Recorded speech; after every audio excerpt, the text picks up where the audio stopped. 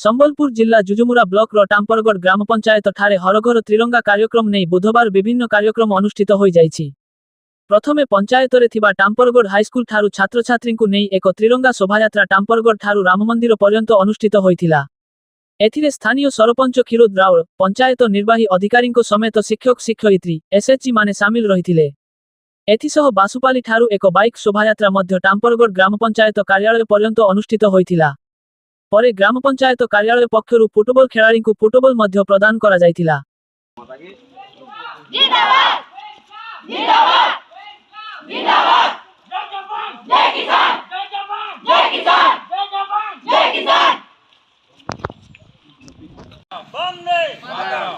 जय जवान जय किसान, जय जवान जय किसान, जय जवान जय किसान।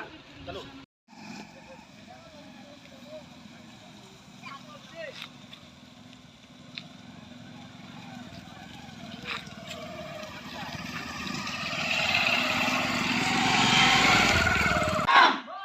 मातरम मातरम जय किसान जय किसान जय किसान।